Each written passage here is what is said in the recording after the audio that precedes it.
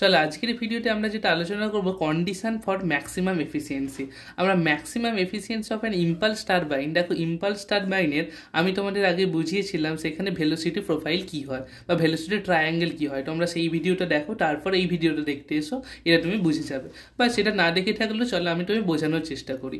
দেখো আমি কি ধরেছিলাম, একটা আমার ধরো ফিক্সড ব্লেড, মুভেবল ব্লেড আছে। এই মুভেবল ব্লেডের ওপর V1 ভেলোসিটিতে জেট আমার নজেল অ্যাঙ্গেল করে আমার স্টিম আসছে। তাহলে নজেল অ্যাঙ্গেলটা কি এখানে আলফা, তাহলে আলফা অ্যাঙ্গেল, আলফা হচ্ছে নজেল অ্যাঙ্গেল, সেই নজেল অ্যাঙ্গেলে ভেলোসিটি V1 এখানে ব্লেডে এসে আঘাত করছে এবং ব্লেড এই টারবাইন ব্লেডের নিজস্ব ভেলোসিটি হচ্ছে VB। তাহলে এই টারবাইন ব্লেডটা কি ফিল করবে যে এর কাছে V1 মাইনাস VB ভেলোসিটি আসছে, যেটাকে বলা হয় রিলেটিভ ভেলোসিটি। তাহলে VR1 মানে ইনপুটের রিলেটিভ ভেলোসিটি কি, VR1 is equal two V1 minus VB।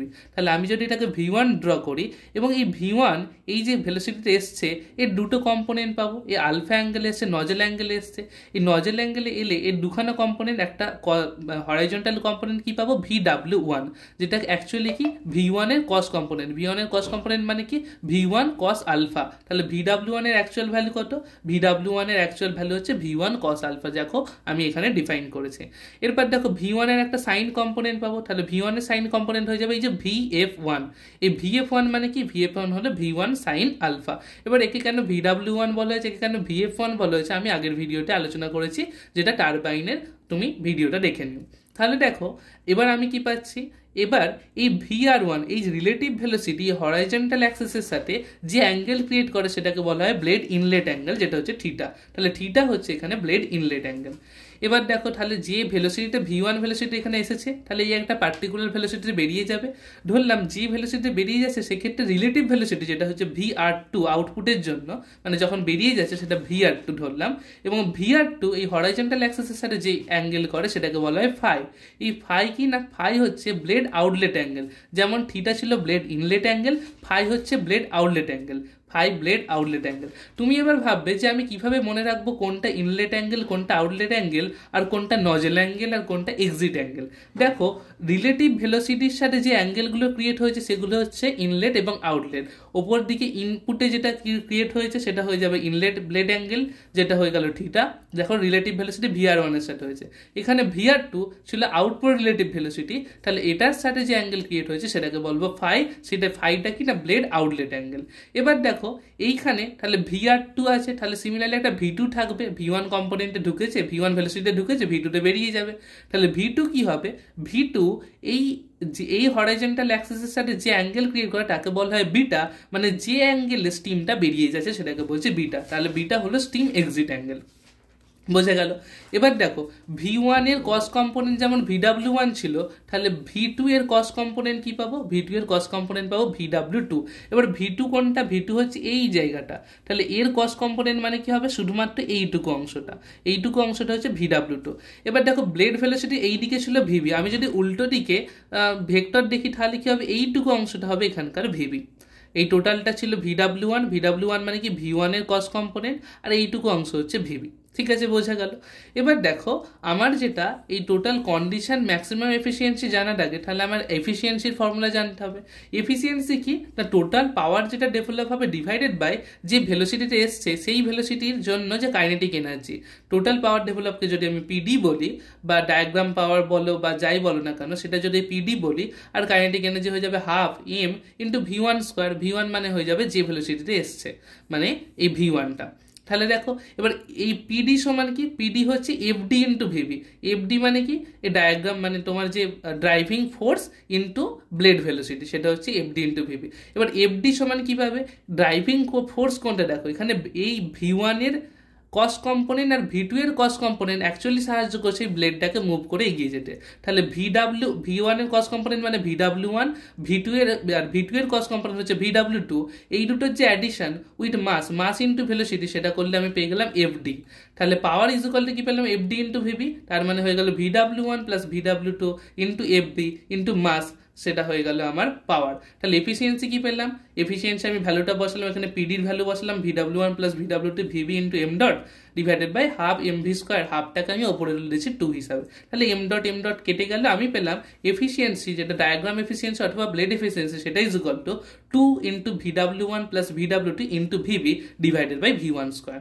বোঝা গেল? তাহলে এইটা আমি অলরেডি আগের ভিডিওতে ডিসকাস করেছিলাম। এবার চলো আমরা কন্ডিশন দেখে নেবো যে ম্যাক্সিমাম এফিসিয়েন্সির জন্য কন্ডিশন কি কি। দেখো আমরা এই যে এফিসিয়েন্সির ফর্মুলা পেয়েছি এখানে VW1 VW2, এই VW1 VW2 এটা অনেকগুলোর সাথে রিলেটেড, অনেকগুলো ভেলোসিটির সাথে রিলেটেড, সেটা হতে পারে V1, সেটা হতে পারে VR1, V2 অথবা VR2। আমরা যেটা করব এই টোটাল এফিসিয়েন্সির এক্সপ্রেশনটাকে আমরা V1 এবং VBর রেসপেক্টে, V1 মানে কি যে ভেলোসিটি ইনলেট ভেলোসিটি এবং VB মানে কি ব্লেডের নিজস্ব ভেলোসিটি, সেটার রেসপেক্টে লেখার চেষ্টা করব। এবার দেখো আমি এই VW1 আর VW2 কে স্প্লিট করে লিখছি। VW1 মানে কি, তাহলে দেখো VW1 মানে দেখো আমি এইখানে করে রেখেছি তোমাদের জন্য, যে আমি যদি এই এইটাকে আমি যদি বড়ভাবে দেখাই তাহলে দেখো এইটা হচ্ছে তোমার ট্রায়াঙ্গেলটা, এইখানের V1 ভেলোসিটিতে এসেছে, এখানটা টোটালটা হচ্ছে VW1, এই ছোট জায়গাটাকে যদি আমি x ধরে নিই এটা ছিল ব্লেড ভেলোসিটি VB। তাহলে VW1 সমান কি পাচ্ছি, দেখো VW1 সমান হচ্ছে এই x এইটুকুটা প্লাস ভিবি, তাহলে x প্লাস ভিবি। আবার x মানে কি, x কে যদি আমি VR1 এর রেসপেক্টে লিখি, রিলেটিভ ভেলোসিটির সাথে রেসপেক্টে লিখি, তাহলে রিলেটিভ ভেলোসিটির কস কম্পোনেন্ট, তার মানে এইটুকুটা কি অ্যাকচুয়ালি VR1 কস থিটা, তাহলে Vx হয়ে গেল VR1 cos থিটা, ভিবি যেমন ভিবি আছে, তাহলে VW1 সমান আমি লিখতে পারি VR1 cos theta plus V B. আশা করছি এটা বোঝা গেছে। দেখো তাহলে আমি VW1 সমান লিখে দিলাম VR1 cos theta plus VB. Similarly VW2 এর জন্য দেখো, VW2 এর জন্য আমি এই যে ডায়াগ্রামটা এটাকে জুম করে দেখাচ্ছি তোমার এখানে, তাহলে এখানে দেখো VW2 এর জন্য এটা ছিল relative velocity at the point 2, এবং এখানে দেখো তাহলে এইটুকুটা হচ্ছে তোমার VW2, তাহলে এখান থেকে VW2 সমান কি পাবো, এই VR2 যদি আমি cos কম্পোনেন্ট নিই তাহলে এই পার্টটা টোটাল পার্টটা হবে VR2 cos phi, এবং সেটা থেকে যদি আমি এইটুকু ভিবি বাদ দিই তাহলেই VW2 পাবো, তাহলে VW2 ইকুয়াল টু এই জন্য পেলাম VR2 cos phi minus VB. দেখো তাহলে আমি এখানে লিখেছি VR2 cos phi minus VB. এবার তাহলে আমি এফিসিয়েন্সির ফর্মুলা লেখার আগে VW1 আর VW2 যেহেতু অ্যাড করা আছে আমি অ্যাড করছি, তাহলে দেখো প্লাস ভিবি আর মাইনাস ভিবি কেটে যাবে, তাহলে কি পেলাম VR1 cos theta plus VR2 cos phi। এবার আমি এখান থেকে VR1 cos থিটা কমন নিচ্ছি, কি পাবো 1 plus VR2 by V1 cos theta cos phi by cos theta. এবার দেখো এই VR2 বাই V1 তোমাকে বলেছিলাম এই ব্লেডটা যদি স্মুথ হয় তাহলে VR2 is equal two VR1 হবে, রিলেটিভ ভেলোসিটি ইনলেটে যা ছিল আউটলেটেও তাই হবে। কিন্তু এই ব্লেডটা যদি স্মুথ না হয় জেনারেলি রিয়েলিটিতে সেটা রাফ সারফেস হবে, তাহলে এখানে একটা ফ্রিকশন ফ্যাক্টর আছে, তার মানে তোমার এই রিলেটিভ ভেলোসিটি আউটলেটের সেটা অলওয়েজ কমে যায় VR1 এর থেকে, সেটা কত গুণ কমে, k গুণ, এবং kটা ছিল এখানকার ফ্রিকশন ফ্যাক্টর। তাহলে আমি এখানে যখন VR2 বাই VR1 করলাম তাহলে k সমান কি পাচ্ছি VR2 বাই VR1, তাহলে ইনস্টেড অফ কি VR2 বাই VR1 এখানে আমি কি লিখতে পারি, দেখো 1 ছিল প্লাস k লিখলাম, আর cos phi cos থিটা আমি এটাকে একটা অন্য একটা কনস্ট্যান্ট ধরে নিচ্ছি, সেটাকে ধরলাম t। তাহলে বোঝা গেল আমার VW1 প্লাস VW2 কি পেলাম VR1 cos theta plus into 1 plus kt, ঠিক আছে। এবার দেখো VR1 cos থিটা বলতে অ্যাকচুয়ালি কি বোঝাচ্ছে, VR1 cos থিটাকে যদি আমি VW1 মানে আমি লিখতে চাইছি টোটাল এক্সপ্রেশনটাকে V1 আর VB রেসপেক্টে, তাহলে আমার VR1 লিখে লাভ নেই, তাহলে VR1 দেখো VR1 কোথায় আছে, এইটা হচ্ছে আমার VR1, VR1 এর cos কম্পোনেন্ট মানে কি x কম্পোনেন্টটা, তাহলে VR1 cos থিটা এটা আমার এই ইকুয়েশনে আছে, দেখো VR1 cos theta, VR1 cos theta মানে কি, VR1 cos থিটা মানে হচ্ছে এই xটা, এই x ইজ ইকুয়াল টু আমি কি লিখতে পারি এই টোটাল VW1 মাইনাস VB, এই যে x ইজ ইকুয়াল টু কি লিখতে পারি VW1 মাইনাস VB, আবার VW1 মাইনাস VB।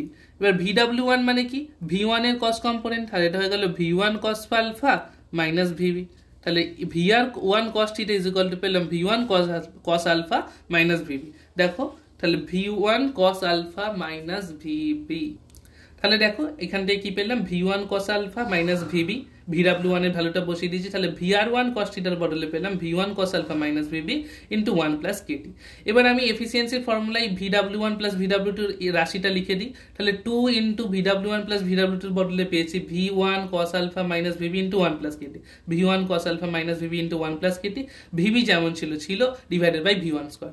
এবার আমার এই এফিসিয়েন্সি বার করার জন্য আমি কি করলাম, V1 আর VB রেসপেক্টে তো করেছি, আমি যেটা করব দেখো এইখানে প্রথমত আমি এই মাল্টিপ্লিকেশনটা করে দিচ্ছি 2 এর সাথে, তাহলে কি পাবো দেখো এফিসিয়েন্সি ইজ ইকুয়াল টু কি হবে আমার এইখানে দেখো v1 cos alpha minus VB into VB, আমি ভিবিকে সব কিছু দিয়ে গুণ করে দিচ্ছি, তাহলে কি পাবো, ভিবিকে যদি গুণ করি তাহলে এখান থেকে কি পাচ্ছি v1 into V B cos alpha আর মাইনাস ভিবি স্কোয়ার, দেখো 2 into v1 V B cos alpha minus V B square into 1 plus K T right সাইডে যেমন ছিল ডিভাইডেড বাই v1 স্কোয়ার। এবার এই ক্ষেত্রে আমরা যেটা করব, এই টার্মগুলো এখন কি এসছে v1 ভিবি রেসপেক্টে এসছে, আমি যেটা করব এটা শুধুমাত্র v1 এর রেসপেক্টে আনবো, তার ফলে আমার এফিসিয়েন্সি বার করাটা খুব সোজা হবে। তাই জন্য আমি এখানে একটা জিনিস ধরছি যে স্পিড রেশিওকে যদি আমি রো বলি সেটা is equal to VB by v1, আমি এটা ধরে নিলাম যে স্পিড রেশিও মানে curve speed blade velocity divided by inlet velocity, সেইটাকে যদি রো ধরে নিই তাহলে এখান থেকে কি পাবো, ভিবি সমান কি পাবো, রো v1। এবার ভিবি সমান রো v1 তুমি এই ইকুয়েশনে বসিয়ে দাও, তাহলে 2 ইন্টু v1, ভিবির value rho v1 cos alpha minus V B square মানে কি হয়ে যাবে, rho square v1 square 1 plus K T by v1 square. তাহলে দেখো আলটিমেটলি v1 স্কোয়ার কমন নিলাম, এই v1 স্কোয়ার কাটলো, তাহলে সব কিছু ইকুয়েশনটা এখন রো এর রেসপেক্টে চলে এলো। তাহলে রো এর রেসপেক্টে যখন এলো কি পেলাম, 2 into rho cos alpha minus rho square into 1 plus KT, যেখানে রো কি ছিল, রো ছিল এই স্পিড রেশিও, তাহলে আমি স্পিড রেশিওর রেসপেক্টে আমি এই যে এফিসিয়েন্সি সেই এফিসিয়েন্সি আমি ম্যাক্সিমাইজ করার চেষ্টা করব। তাহলে স্পিড রেশিওটা ভ্যারিয়েবল হবে কারণ আমি ব্লেড ভেলোসিটিকে চেঞ্জ হতে পারে, v1 চেঞ্জ হতে পারে, তাহলে স্পিড রেশিও ভ্যারিয়েবল, তাই স্পিড রেশিওর রেসপেক্টে মানে রো এর রেসপেক্টে আমি এফিসিয়েন্সিকে ম্যাক্সিমাইজ করার জন্য ফার্স্ট ডেরিভেটিভ 0 করতে হবে। তাহলে ফার্স্ট ডেরিভেটিভ দেখো ডি রো কার না এফিসিয়েন্সির ইকুয়েশন কি, 2 rho cos alpha minus rho square into 1 plus KT, তাহলে 2 rho cos alpha minus rho square into 1 plus KT যদি আমি লিখতামও ডান দিকে সাইডে তো 0, তাহলে 0 বাই 1 প্লাস কেটি 0 হয়ে গেল রাইট সাইডে, আবার 2 কেও আমি ওইদিকে নিয়ে চলে গেলাম, তাহলে আলটিমেটলি কি পেলাম, এই rho cos alpha minus rho square এইটাকে আমাকে ডিফারেন্সিয়েশন করতে হবে। তাহলে রো এর রেসপেক্টে করছি, রো 1 হয়ে গেল, কস আলফা কনস্ট্যান্ট বসে গেল, মাইনাস রো এর স্কোয়ারের ডিফারেন্সিয়েশন করলে 2 রো, তাহলে এখান থেকে আমি কি পেলাম, 2 rho is equal to cos alpha অথবা rho is equal to cos alpha by 2, মানে রো এর ভ্যালু মানে স্পিড রেশিওর ভ্যালু যখন কস আলফা বাই 2 হবে তখন আমি ম্যাক্সিমাম এফিসিয়েন্সি পাবো। তাহলে ম্যাক্সিমাম এফিসিয়েন্সির কন্ডিশন কি না, যখন rho is equal to cos alpha by 2, যেখানে তোমার আলফা ছিল নজেল অ্যাঙ্গেল, বোঝা গেল আলফা ছিল নজেল অ্যাঙ্গেল। এবার দেখো রো মানে কি ছিল, ভিবি বাই v1, তাহলে VB by v1 is equal to cos alpha by 2 হলে তখন তাকে বলবো maximum condition for blade efficiency. এবার এইটাকেই বলা হয় অপটিমাম ব্লেড রেশিও, মানে যখন তুমি ম্যাক্সিমাম এফিসিয়েন্সি পাবে তখন ব্লেডের যে রেশিওটা সেটাই হবে এই তোমার স্পিড রেশিওটা, তাই এই কন্ডিশনটাকে বলা হয় অপটিমাম ব্লেড রেশিও। এবার তুমি তো পেয়ে গেলে যে কস আলফা বাই 2 রো এর ভ্যালু যদি বসাও তাহলে ম্যাক্সিমাম এফিসিয়েন্সি পাবে, তাহলে ম্যাক্সিমাম এফিসিয়েন্সিটাও বার করে না তোমার কোনো কোনো ক্ষেত্রে পড়তে পারে। তাহলে দেখো maximum efficiency is equal to কি হয়ে যাবে, রো এর যে ইকুয়েশন সেইখানে আমি জাস্ট রো এর ভ্যালু কস আলফা বাই 2 বসাবো, তাহলে 2 rho cos alpha minus rho square into 1 plus KT আমি লিখে নিলাম, রো এর ভ্যালু বসাচ্ছি কস আলফা বাই 2, তাহলে দেখো রো এর value cos alpha by 2 into cos alpha, rho এর ভ্যালু আবার কস আলফা বাই 2 বসালে cos square alpha by 4 into 1 plus KT. এবার দেখো এখানটা cos square alpha by 2 minus cos square alpha by 4, ultimately তুমি যেটা পাবে 2 টাইমস তো ছিলই cos square alpha by 4 into 1 plus KT, তাহলে এই 2 4 এর সাথে কাটলে ডিভাইডেড বাই 2 এলো, তার মানে আলটিমেটলি পেলাম cos square alpha by 2 into 1 plus KT. এবার তুমি মনে করে দেখো কে ছিল তোমার ফ্রিকশন ফ্যাক্টর, টি ছিল তোমার cos phi divided by cos theta. এবার যদি কোনো কোনো কন্ডিশনে সিমেট্রিক্যাল ব্লেডিং হয়, সিমেট্রিক্যাল ব্লেডিং মানে তোমায় কি বলেছিলাম যে তোমার ইনলেট ব্লেড অ্যাঙ্গেল আর আউটলেট ব্লেড অ্যাঙ্গেল সমান হবে, তার মানে theta is equal to phi হবে। থিটা ইজ ইকুয়াল টু যদি ফাই হয় তাহলে এই cos ফাই আর cos থিটা এটা কেটে গিয়ে আলটিমেটলি 1 হয়ে যাবে, তাহলে টি এর ভ্যালু তখন 1 হবে। এবং কোনো কন্ডিশনে যদি আপনি আইডিয়াল ব্লেড নিন, what does it mean by ideal blade, মানে সেখানের কোনো রকম ফ্রিকশন আমার হবে না, তার মানে তখন ফ্রিকশন ফ্যাক্টর সেটা কত হয়ে যাবে 1, তাহলে কে এর ভ্যালু 1 এবং টি এর ভ্যালু 1 হলে আমার ম্যাক্সিমাম এফিসিয়েন্সি কত আসবে, দেখো cos square alpha by 2 into 1 plus KT ছিল, কে এবং টি এর ভ্যালু 1 বসালে এটা 1 প্লাস 1 2 হয়ে যায়, তাহলে 2 2 কেটে গেল, তাহলে পেলাম cos স্কয়ার আলফা। তাহলে এই যদি সিমেট্রিক্যাল ব্লেডিং হয় এবং ফ্রিকশন ফ্যাক্টর যদি 1 হয় তাহলে ম্যাক্সিমাম এফিসিয়েন্সি হবে cos স্কয়ার আলফা, আর যে কোনো কন্ডিশনে rho is equal to cos alpha by 2 এই শর্ত বসালে তবেই আমি ম্যাক্সিমাম এফিসিয়েন্সি পেলাম। তাহলে আশা করছি তোমরা এই ভিডিওতে বুঝতে পারলে what is the condition for maximum efficiency of an impulse turbine. Chalo, thank you.